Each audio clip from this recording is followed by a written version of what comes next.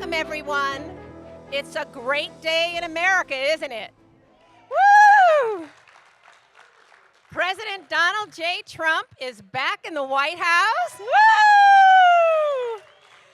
And we are so relieved, and just he's restoring what was broken, and he and his team are gonna bring it all back to what it's rightfully should be under our U.S. Constitution.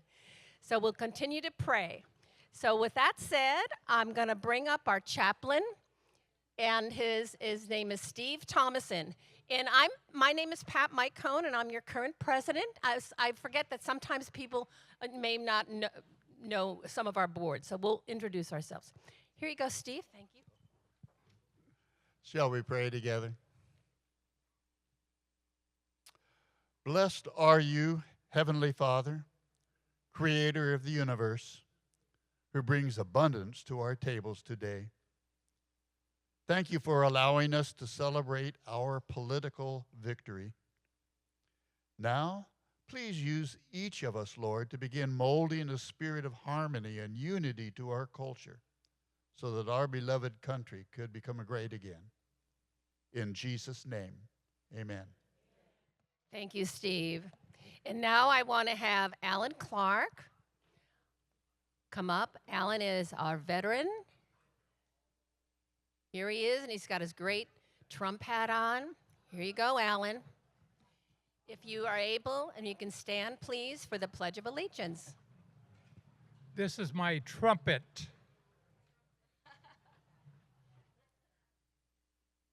I pledge allegiance to the flag of the United States of America and to the republic for which it stands, one nation, under God, indivisible, with liberty and justice for all. Amen. Two. Thank you. Thank you, sir. And now I want to bring up our Americanism chair, Karen Blanco.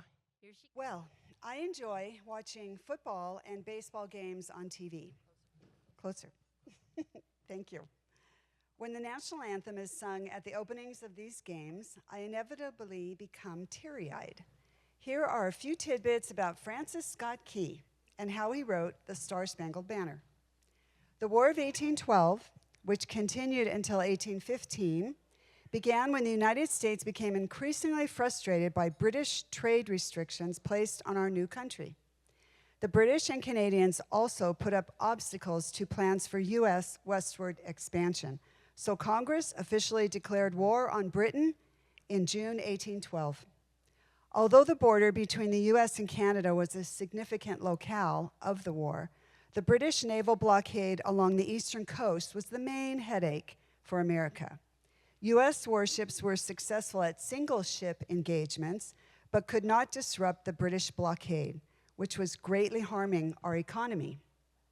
In June 1814, British forces landed at Chesapeake Bay, Virginia, marched north, and burned Washington, D.C., including the U.S. Capitol, the Treasury, and the White House, which at that time was called the President's House. In September 1814, British naval ships began firing at Fort McHenry in Baltimore Harbor. The fort was one of the last lines of defense for the U.S., as both Washington and Baltimore were political and financial strongholds. Washington had already been attacked, so if Baltimore fell also, the British could declare absolute victory over our young country. Enter Francis Scott Key, born in Maryland on August 1st, 1779, while the U.S. War for Independence was still being fought.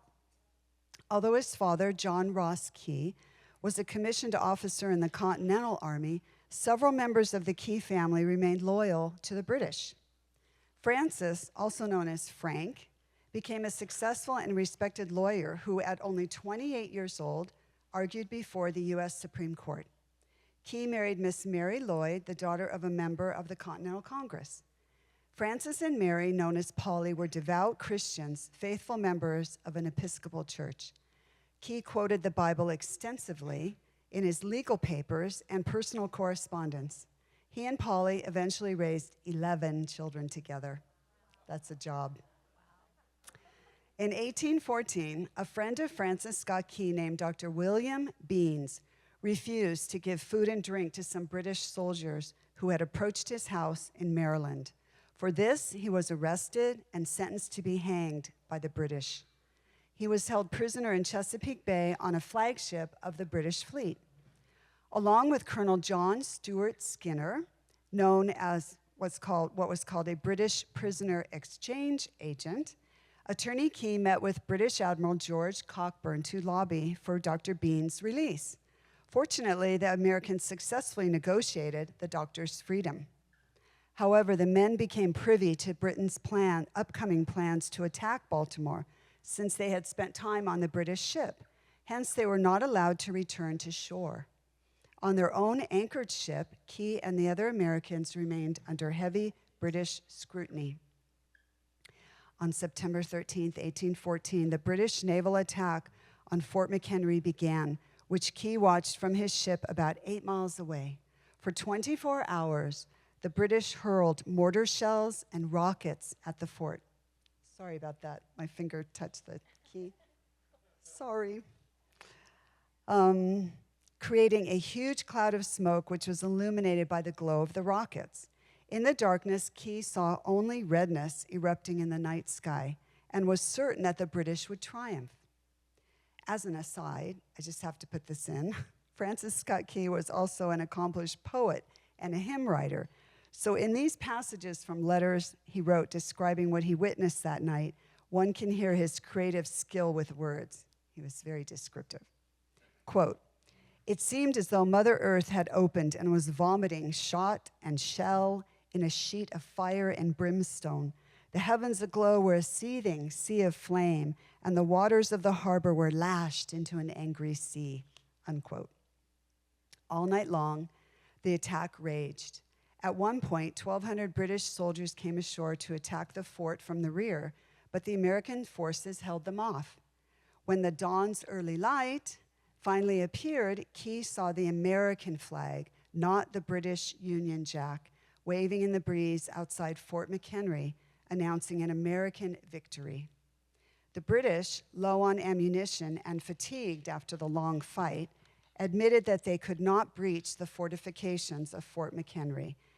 Hence, they retreated and headed off to New Orleans. Dr. Beans, Key, and negotiator Stewart were sent back to the Maryland shore, and Key wrote notes for a future poem about what he had witnessed. He put his thoughts on paper, set them to a tune, and soon it appeared in print all over the country. It was named the Star-Spangled Banner, and it remained popular throughout the 19th century, serving as a symbol of unity during the Civil War. After 1889, it was sung at flag raisings by the Navy, and in 1929, Congress debated whether to name the Star-Spangled Banner as the official national anthem of the U.S. Well, there were a few objections to adopting this song, such as the difficulty in singing and playing the song, especially those high notes that we always wait for the people to hit when they're singing it, the inability to dance or march to it, and the way it appeared too militaristic. But so it was reintroduced to Congress in 1930. The resolution finally passed, and it was officially adopted by law on March 3rd, 1931. So there you have it. With the Super Bowl occurring this weekend and baseball preseason beginning soon, as we listen to the Star-Spangled Banner being sung, we will all know the story behind this wonderful piece of our country's history. Thank you. God bless America. So now, without further ado, I'd like to bring Betty Oliker up here. Betty is our new Vice President of Programs, and she's going to introduce our speaker. I'm honored to introduce Roseanne D. Costanzo. Roseanne has been involved with New California State 501c4 nonprofit for 4 years. Roseanne has been confirmed as one of the New California State delegates who will advocate for statehood in Washington, D.C. within the next few months. Some of her duties include creating and managing an OC executive committee, promoting the organization through community and social networking. Her duties of Orange County Senator include participating in a weekly Senate call unless in recess, creating resolutions to advance the constitutional government of California, and holding citizen hearings regarding various concerns and insights into the county, such as voting, government, and schools. Roseanne is an Orange County native for the past 65 years. Welcome, Roseanne. Wow, thank you so much for having me back. I really appreciate it. And now we're 66 and a half years here as a native Orange Countian. So I'm wearing my badge of honor with my age. So I'm going to make a couple adjustments on this presentation, which looks like it should have been set off to the right. So anyhow, we've had a couple people knock it. So I have been involved with New California State since the time when I made a call to my girlfriend. And I said, do you guys want to do something with us? We'd love to join, do something with you guys this weekend. And my girlfriend said, we can't do that this weekend. We're going to go shop states. We think California is circling the drain and we're looking for another place to live. And so after that conversation that night, I asked my husband, a lot of people are talking about backup plans. Do we want to have one? And he said no, which I am full on in agreement with because I am a native Orange Countian. So most people don't have that designation, but I've lived in Orange County my whole life, except for 2 weeks after my husband put a ring on it. Then he said, by the way, I have this job opportunity in Massachusetts. What do you think? And what do you do? So I had never left Orange County in my whole entire life. And 2 weeks after we got married, my husband put this proposal, and within a month or two, we were living in New England. So we lived in Lexington, Concord, and North Andover, of which gave me a little taste of New England, which I loved and I didn't love all at the same time. So I was warned, make sure you meet everyone you can before the first snowfall, because the minute the snow falls, people will only look down at their feet and they're never going to see you. And that was very true. But I was the ray of sunshine, being the Orange County girl. And I ended up hosting an event in my home after a neighbor was robbed. And I ended up hosting all the neighbors in the area. And it turns out that people that had lived in the neighborhood for 50 years had never met the people that I had at the event that had lived in the neighbor also for 50 years. So that was a real awakening. I'm really on board with getting people to know each other and see each other as people, because I've discovered the minute everybody knows who lives in that house, it's a totally different ballgame. We're all neighbors. We're all friends. We all have shared interests because we're neighbors. So with that, and my husband telling me that we didn't want a backup plan, I instantly started looking for what was the other solution. And shortly thereafter, I came in across an email that talked about New California, and I thought, New California, what is that? So I did my research. I went to a meeting. I checked it out, and I found out that New California was following the Constitution to a T, exactly the way, which now my new best friend JR has shared me he has relatives involved with, that New California is following the method that West Virginia entered the Union of States by separating for Virginia. So I know several of you heard me last year when I introduced New California. So without belaboring too much of that history and at the same time enlightening people that didn't hear that talk, my goal is that I give you a little bit of the history of New California, the who, what, when, where, why, how, and that we tell you, I will share with you where we are now, which you are going to be delighted to hear. And then from that, we'll answer questions. I'm told by Miss Pat, 20 minutes worth of questions. I thought I had 20 minutes, and you gave me 20 minutes for questions. Thank you. Okay. So we get 20 minutes of questions throw them at me, and I'll do my best to answer. So with that, let me go into a little bit of the introduction of New California, and that is that Paul Preston is the founder of New California. He was involved with the Jefferson movement, and after having been an instructor and deeply involved with the school system in California for 41 years, educator we'll just refer to. I mean, literally everything from janitor to teacher to coach, football coach, superintendent, you name it, started charter schools. He has done it all. And in fact, I truly feel that this man was designed to be the founder. Literally, God's purpose was to be the founder of New California. When you hear his history of what he's done, his understanding of the Constitution, his understanding of what was going on in the schools and how he saw Marxism being introduced in the 60s and said, whoa, what's going on here? He said, there has got to be a solution to this. And so Paul Preston jumped in. He was involved with Jefferson movement, and then somewhere along the line said, wait a minute. How is this movement going to get us into the Union of States? And that was the game changer, because there was no step to get the Jefferson movement into the Union of States. The Jefferson movement was promoting 3 different states. I can't tell you the exact details of it, but roughly breaking up California into 3 states. And not supposedly originally following the Constitution, but lost its way and didn't have the entry plan into following the solution. So Paul Preston left that organization and started studying the Constitution. He traveled to Germany and all over and started understanding the history and started studying the Constitution. And it turns out that California there had been over 200 attempts to separate California in the past. So what I'm going to do today is talk to you about that aspect and then share with you where we're at and give you the who, what, when, where, why, how of where we're at right now today. So with that, I'm letting you know that we have been at this since 2018 when New California declared its independence. January 15th, 2018.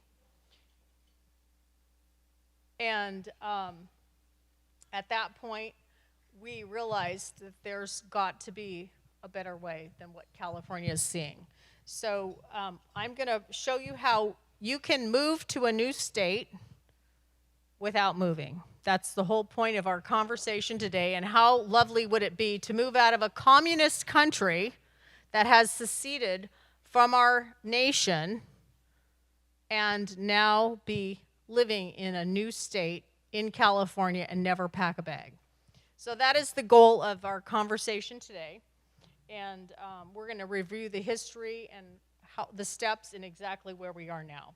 So, and if we don't complete this effort, just so you know what's going on now, you've seen that California has always professed to have a surplus and we're in awesome shape, and then Newsom literally just burnt California down.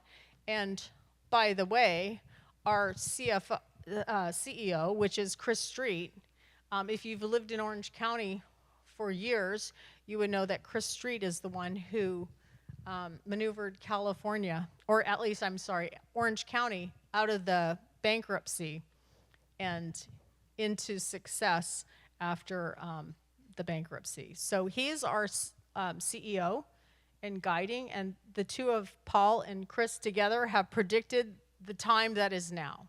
So the time that is now is that California is literally in financial ruins. And I kind of had to lay a little bit low for a bit, knowing that people wouldn't believe that this was going to happen until we started seeing the walls start to crumble. And so now they are. So let's take the next step. And let me share a little bit about how New California, some people think will take over California, but that's not the case. New California is proposing, based on the Constitution, that any time a people feel that a tyranny has taken over, it's the duty of the people to take on the tyrant. And that's what we have done. On Article 4, Section 4 of the Constitution, it states that the only jobs of a state is to create and maintain a Republican form of government. That means there are options, there are opinions. Now, California is under a uniparty, monoparty system right now. During COVID, we all saw that our legislatures literally gave all of their power, if you will, to Governor Newsom. So let's just call him King Newsom, Tyrant Newsom, whatever you want to call him. That wasn't the plan. That's not how the system is supposed to work. So with that being said, since that time, we have seen with our own eyes that Newsom has claimed the role of tyrant.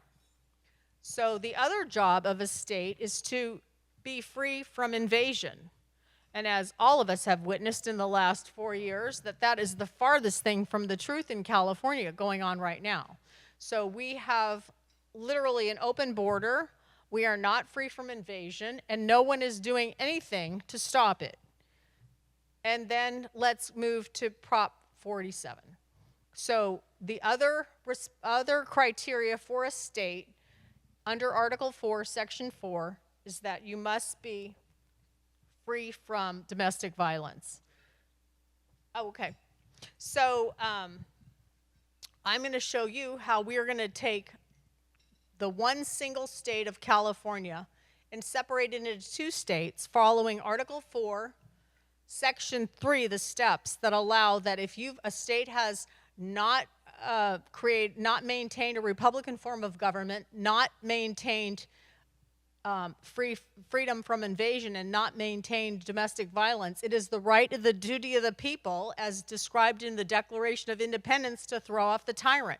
And that is what we are doing. So New California is the first of over 200 attempts to follow the Constitution of separating California into 2 states or multiple states, and we are following the Constitution, the only time that has happened, and we are separating from California. So now we knew early on that this would only happen when it was proven that California was financially irresponsible and absolutely irretrievable. So with that, I'm going to share how we will become not only California, but we will be 2 states, hence the 2 eagles out of the 1 state. That's a visual that I like everyone to understand. It's not New California replacing California, it's California separating into 2 states. There will be California and New California.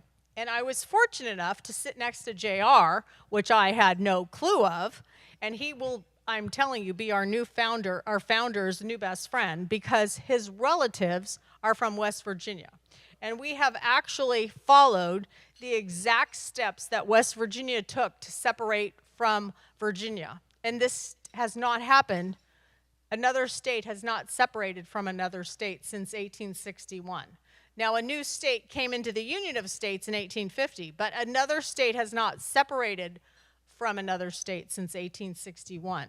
So a lot of people say, oh, you should have done this, or you could have done this, but how many people have created a new state? So we are working diligently. There's a crew of tireless patriots who are claiming their own. So I'm going to play this quick little video. Okay, this worked perfectly a minute ago. Okay, so this is the latest, and I'll talk to you about that. Message of hope to all Californians regarding a state split and New California state. Now that Gavin and the corrupt political elites have turned our state into a burnt and bankrupted dystopia, they are trying to brainwash us into believing that the solution to fix California is for it to become its own country. However, a sign of hope is emerging as we, the people, have been diligently working to restore California back to its Republican form of government guaranteed by our forefathers. The Declaration of Independence safeguards our right to abolish any government when it fails to protect the rights and liberties given to us by our Creator. In addition, Article 4, Sections 3 and 4 of the U.S. Constitution gives us the recourse on how to correct abuses against us. As radical as this may seem, splitting this state into 2 is not only common sense, but it's completely lawful, while seceding from the Union of States is not. Given the denigration of our state from the uniparty's hands, California has proven that it's not too big to fail. Separating the state will allow for equal representation for all its citizens finally. The time is now for us to unify and work together to support the only constitutional solution to reestablishing life, liberty, and the pursuit of happiness to secure the future for generations to come. All right, so I don't know if anyone here has heard of CalExit, but it's just a recent announcement. But Paul Preston, the founder of New California, saw back in the 60s as an educator that Marxism was rapidly encroaching on California and the educational system and the whole system of California in general. That followed with all of the uniparty that we've had with the Pelosi reign, the Brown reign, the Newsom reign.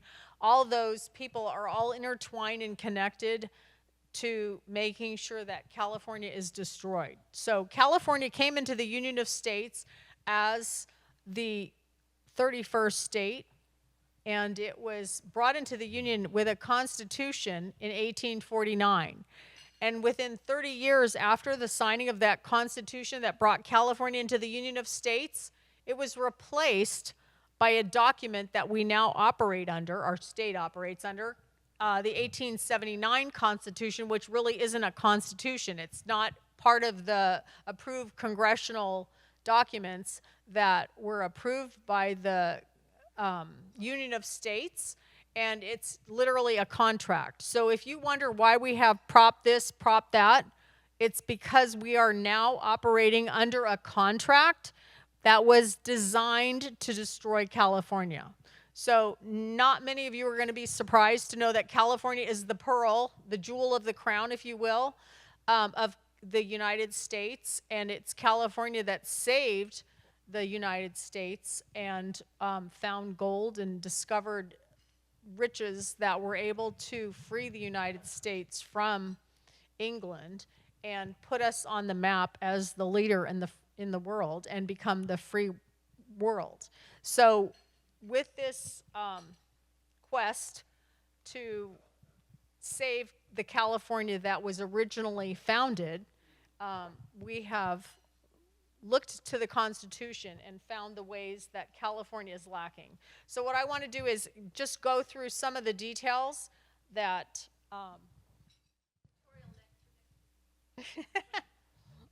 if it's not one thing, it's something else. Rosanna, Dana always said. All right, so everybody, the first thing they want to know about separating California is always about the map. So the map is not a clean line. Everyone wants to see a clean line, and what we have done is pull out the populations. So California separates urban versus rural based on the fact that for decades and decades, the urban areas have taken all of the money, which is us, the rural areas. It doesn't necessarily appear that now. I know I have a new, pardon me? Oh, I have a new son-in-law who's wondering, why are we called Orange County after his recent visit? And I said, because this used to be all orange groves, and I remember those days. And so from the orange groves, we were the rural areas, but California has decided that all of the tax dollars from all of the burgundy that you're seeing on the map should go to the yellow places where the people live. So if you look at this map, the population of burgundy versus yellow is separated in half, 20 million and 20 million. And do you think the yellow golden areas of the 20 million people want to support the roads, the infrastructure, take care of those darned forests that, if not maintained, will cause forest fires? No, they don't. They want to take care of the people because people vote. And look at what a lovely job they have done with our urban areas. Aren't LA and San Francisco and Sacramento the pinnacles of what California dreamin' looks like? It is absolutely the utter opposite. So we have fentanyl and just utter chaos in our urban areas, and yet all of our tax dollars have gone to those areas for decades and decades and decades. So with that, with separating the population of California, again, talked about in the Declaration of Independence, throw off the tyrants. We've got the right, the duty to create our own state and free ourselves from the tyrants. We propose that we will divide this population in half. We're going to separate it. Everyone wants to know the map. So that's why I bring out the map really fast. And they want to know where's the line. But there is no line because we are separating California based on population, urban versus rural. And that's exactly what West Virginia did when they separated from Virginia. So we're following the exact model of West Virginia, Virginia. We have over time proven that California has left the Union of States. We've done declarations, we've done proclamations saying that California is in insurrection against the Constitution. California has not followed the Constitution in forever. We are in a state of slavery. California is considered the second largest slave trading state in the world, so only second to China, which loves slavery. And then we have declared that we are insurrection, Constitution, and slavery. That we have seceded based on good old Article 4 that we spoke about in the beginning, that we have seceded from the Union of States. We're not providing a Republican form of government. We have a uniparty running us. We have not protected the people from domestic violence or from freedom from invasion. So with those things, here we are today proposing the state of New California. And what other options are there? What other options do we have? Has anyone else proposed something else that will save this state, that will save our nation? If our nation falls as the only true Republican form of government with liberty and freedom for its people, where else do people go? There's nowhere else to go. So if California is saved, we save the nation and we save the world. So we are seriously walking on hallowed ground and following the Constitution to a T. New California will provide investment, all the things that were promised back when, all the dams that have been approved, New California will act on those. All the back in the day, California was considered the best for school, the best for business, the best opportunity. That's what New California returns. And at the same time, we're not going to leave California behind. We're going to make sure that California also has a way to pay back all of the retirement funds that have been absconded with and all the COVID funds that have been absconded with. And we will set California back on a brand new constitution. New California gets a brand new original constitution. We're all going back to the original 1849 Constitution, and New California also the benefit of separating the states rather than just trying to fix California. And how many people have heard about fix, save, reform California for years, and what have they done?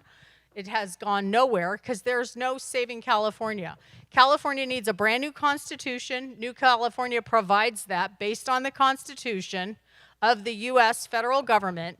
And New California gets not only a brand new constitution, as allowed by a new state, but it also gets fresh start accounting. Fresh start accounting means that we will have the ability to borrow from Wall Street. We'll have the ability to create bonds. We'll have the ability to do all these things that California can't do anymore. You know why? Because we have unauditable financials. So the only responsibility of a state being in the Union of States is that you have to provide auditable financials on a regular, timely basis. And California does not do that. They're always in arrears. And this most recent declaration of the auditables has been that they're qualified. What does that mean? It means California, there's no way that anyone's willing to sign their name on the fact that California's financials are true.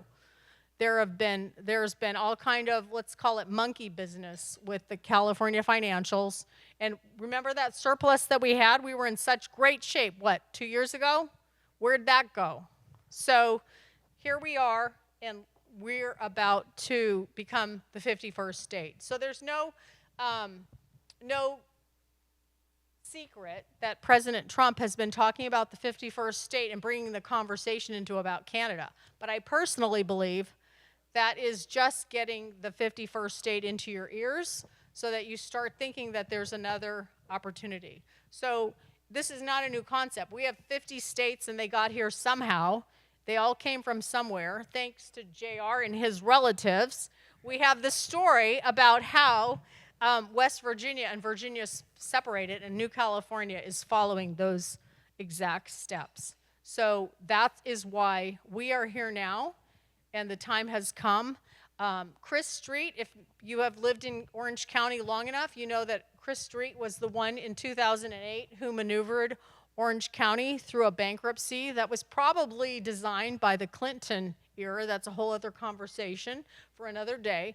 But it was designed to take out the strongest conservative county in California, and it almost did. So we are here to bring back the conservative principles that California was based on, and California left Mexico for originally back in Nuevo California, and that hence our name. When the name was decided, because some people will say, how is it New California? Maybe it should be a different name. New California, from the advisors in the wine industry, said, you know what, we don't care what you call us, but the California portion of this name is a multi-billion-dollar marketing campaign. We want to make sure that we have California in the name. So Nuevo California is historical. New California keeps the wine industry happy, and New California is the name we're going with. So that's some people want to change the name, but that's where it lies.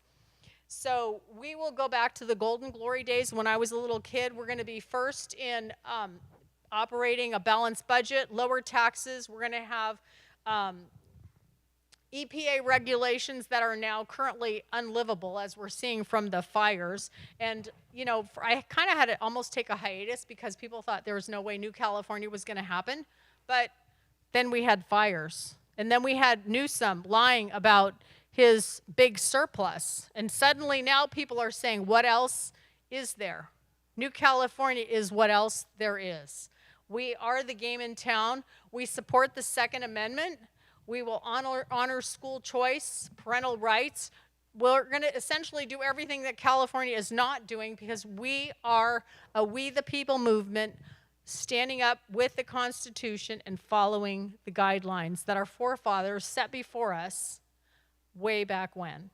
So with that, the biggest key to our success will be actually building the dams that were approved long ago that California should have built. They got the money for that. They absconded with the funds and spent them, who knows how, sent them off to China. We all saw Xi Jinping get a bow down from King Newsom, who literally rolled out the red carpet when he got a visit from Xi Jinping and chose to clean up suddenly the homeless in San Francisco because his boss was coming into town.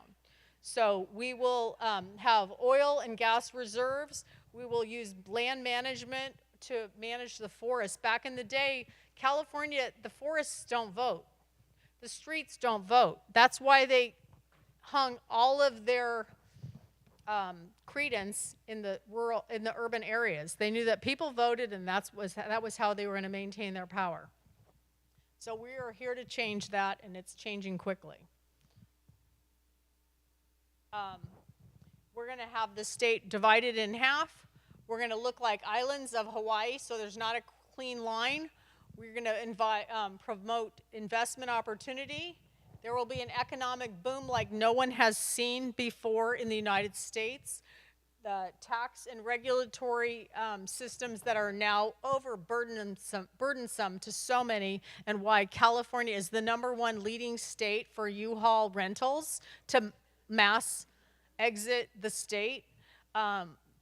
We will take California from 17 levels of bureaucracy down to 6 or 7. Chris is playing with those numbers, but the bottom line is that efficiencies, we're all seeing what's coming out of DOGE.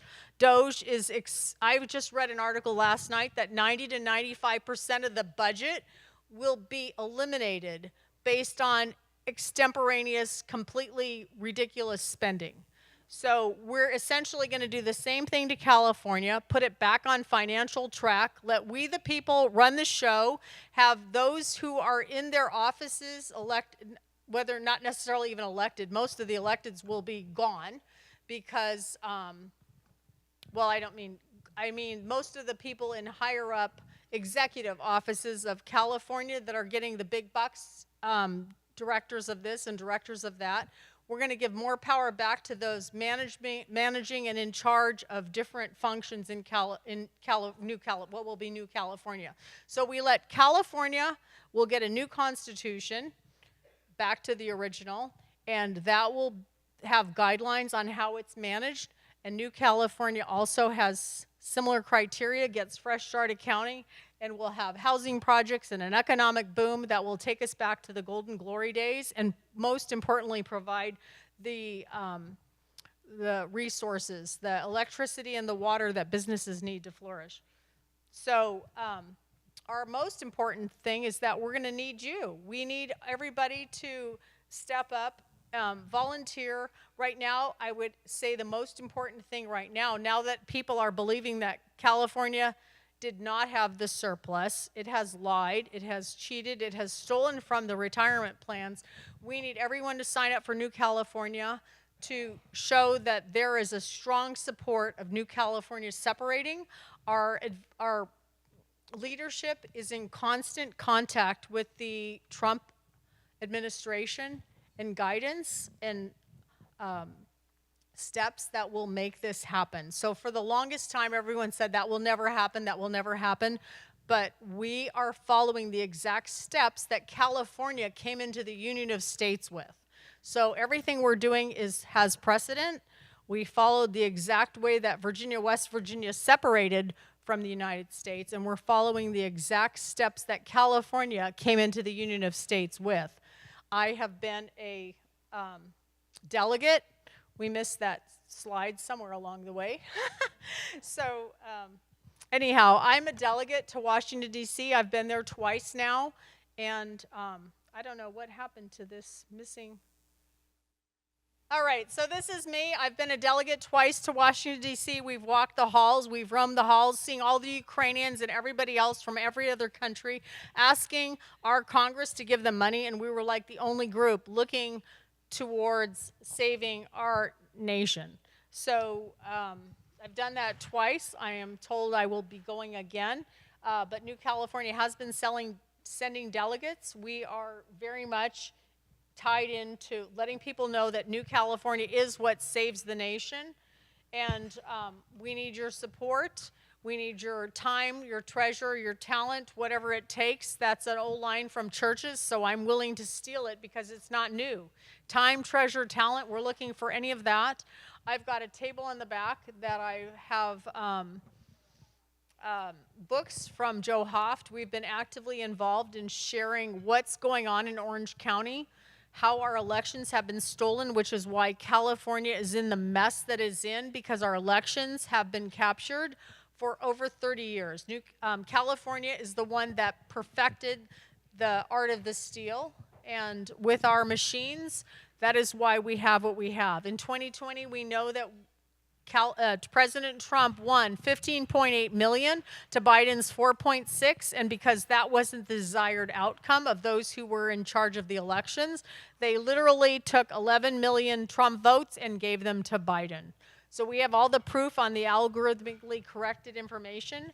I am constantly fighting with the Board of Supervisors. I am actively involved with those of you who have seen any of Joe Hoft's articles. Our team is presenting all of the information and making it nationally aware how Orange County appears to be the point of the spear on how right now these elections are being stolen. So with that, I've got a table in the back. I've got Joe Hoft's books. I have wine that I'm willing for a donation of $50. I'll give you a bottle of New California State wine. And I would encourage you all to look at newcaliforniastate.com. There is, you all have time. I mean, come on, we're retired. So we have time. So newcaliforniastate.com, you can explore. The website has on the very front page an at-a-glance document that explains who, what, when, where, why, how, where we're at. There are historical documents that show Nueva California, and then we go through all the facts. There's on Wednesday nights and Sunday nights a public call on how to dial in and hear the latest conversation of New California. And there's a join and donate button right on our newly renovated website, which is awesome. So I'm happy to take questions. I've got a question over here. What would you like to ask? Wait, I think they want to give you a microphone. Let's just wait 1 second so they can hear. We can all hear you. Yes, my name is Faylin Luther. My name is Faylin Luther. How are you going to negotiate natural resources like water, electricity, the university system, education, and infrastructure? We have federal, and then we have state roads. And then you always need money. I'm from Texas. We have a great state because we have oil. That's why we're so rich. Yeah. So those are my questions. Okay, those are great questions. So is my microphone working? Okay. So Texas has oil, but California has gold. California has other resources. And California is what saved the What? No, I know. But what is California will remain of urban LA, urban Bay Area, and urban Sacramento is what will be California. New California will split the population in half and take the 90% of the resources that California never wanted because those areas don't vote. And so New California will use the dams for water that have already been federally approved. We will use the opportunity to create hydroelectric and other opportunities for electric, which right now we can't attract a lot of high-end businesses because California was so lagging in following up on these approved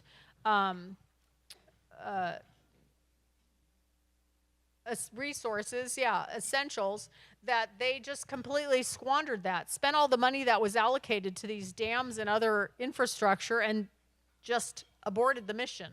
So New California will take advantage of those, plus New California will also have huge resources to be able to maintain the standard of how we used to be in the golden glory days of California way back when. So any other questions? Yes.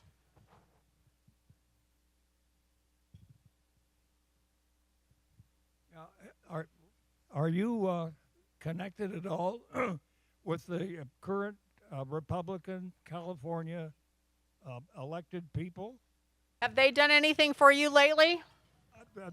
I'm talking about our Republican legislators. Are they? Or have they been a I know uniparty? some of them. Okay. My guess is that they aren't. They're not involved with. No, in fact, tell me how many of our legislatures, which we know our elections have been designed to eliminate most of them, so the representation of Republican versus Democrat in our legislature is very, very nominal. Have any of them stood up to Newsom? What did they do during our COVID? Did they completely turn over their right? Yeah. So, no, we don't really take too much concern based on actions speak louder than words is the old famous phrase. So anyone that wanted to, really stand up for we the people would have done so by now, and the conversation is pretty quiet. So we the people are following our constitutional Declaration of Independence rights and throwing off the tyrants on our own. So, yeah, the best question is, what have they done for you lately? Anybody else have a question? Yeah, go ahead, in the back. I think someone's going to hand you a mic. Oops, JR. Oh, wait 1 second in the back. And okay, what's your question? Could you show us a map or an area of how this division would be? Yeah, I'll put that back on. There you go. Here's our map. So there's our map. We've got the gold, the urban versus rural. We've got the burgundy. So urban LA, urban Bay Area, and urban Sacramento will be California. Everything else will be New California. Why?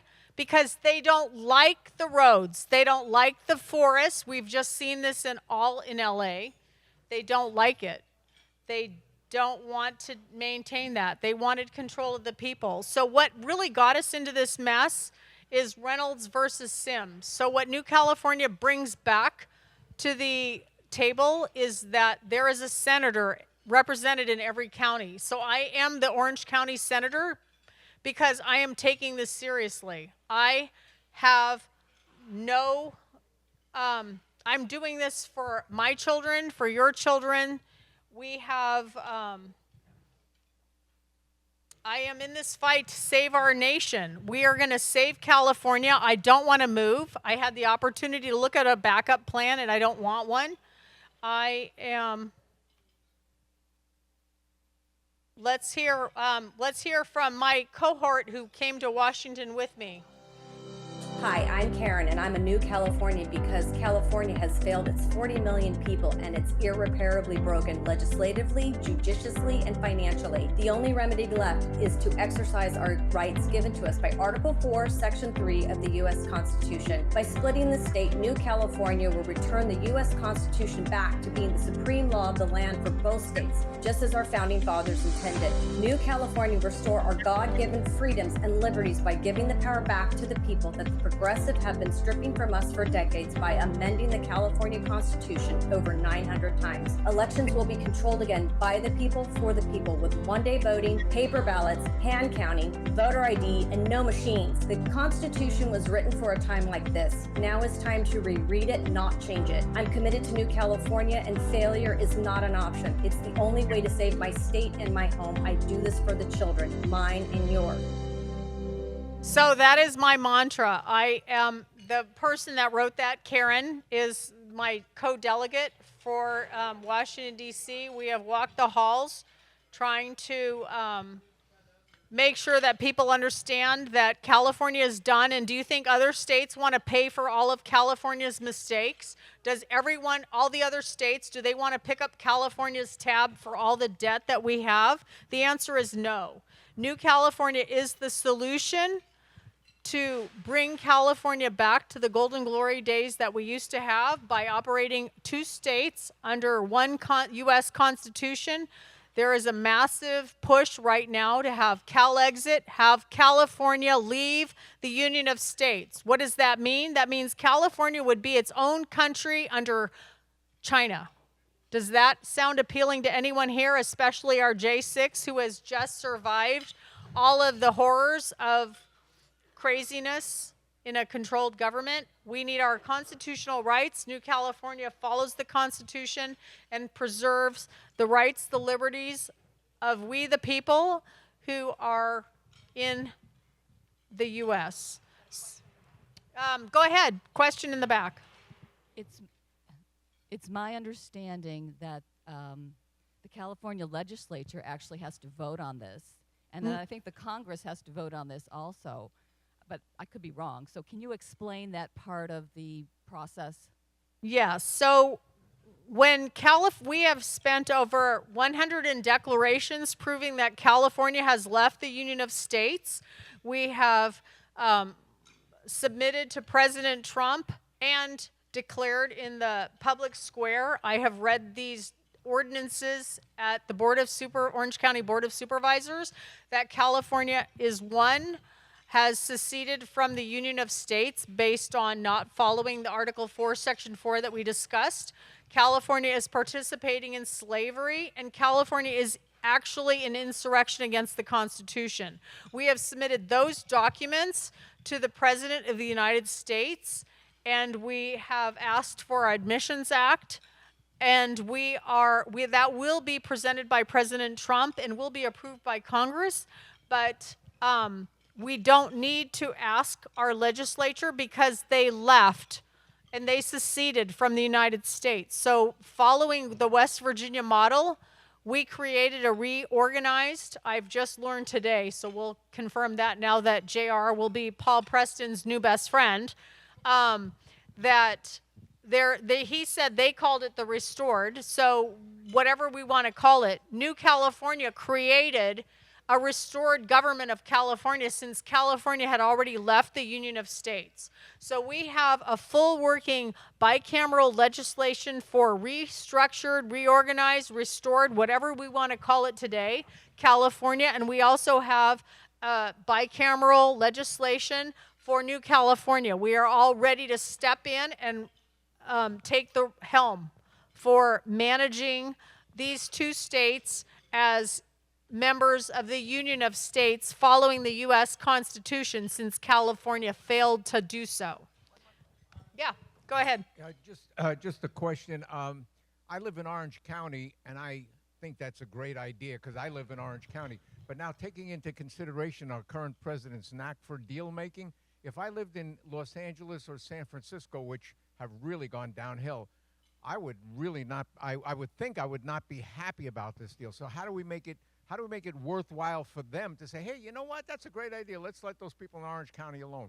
So are you saying that you living in LA or Sacramento or the Bay Area loves the current conditions of your areas? No, if I lived in, that's why I live here. That's why. I won't even visit LA or San Francisco, which I used to like. Exactly, my sentiments exactly. If I do live there, other than moving down here, like a lot of people are doing, why would the people of LA, how could we make it interesting for them to say, you know, that's a great idea. Let's let the Orange County and let's let all those other people do their own thing. So we make it interesting for them because we put them back on the original Constitution that California came into the Union of States with. Right now, those areas in all of California are operating under the 1879 contract. So that's not the same as the original Constitution that we came into the Union of States. So by separating the state into two, those areas get to go back to the original Constitution and not be living under the contract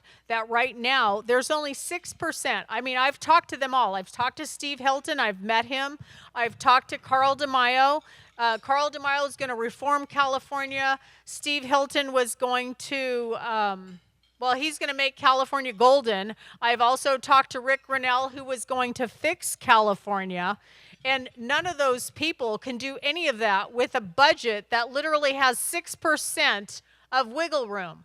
So how are you going to restore California back to its original state when it's not following the original Constitution that's tied to their entrance into the Union of States? How are you going to fix the original California that is not following the Constitution and that has absconded with all of the pension funds? Do you know that one of the only ways that our legislatures can be held accountable and sent to prison, according to Chris Street, is by absconding with pension funds? So right now, California has bankrupted the STRS program, which Chris Street, who was the Orange County savior for the bankruptcy, he's our CEO of New California, and he would not come on board with New California until he knew about the time was right. So for the last 5 years, Chris has been on board helping us navigate the landscape that is California's financial mess. So those areas that you're talking about, urban LA, urban Bay Area, and urban Sacramento, get a fresh start, reboot on their constitutional allegiance to the United States. They will not be none of us will be living in communist China, or the Vatican wants us, Mexico wants us. There are a whole host of countries that wants us, but most important, we saw how Newsom bowed to Xi Jinping and miraculously managed to clean up the streets in San Francisco when Xi Jinping was coming in town for a visit. So California, New California saves California, which will be reorganized, and which has already been reorganized, but will end up being called California, and then there will be New California. So as I showed on the original picture with one eagle and then two, from one state there will be two, following Article 4, Section 3 of the Constitution. We're following that to a T.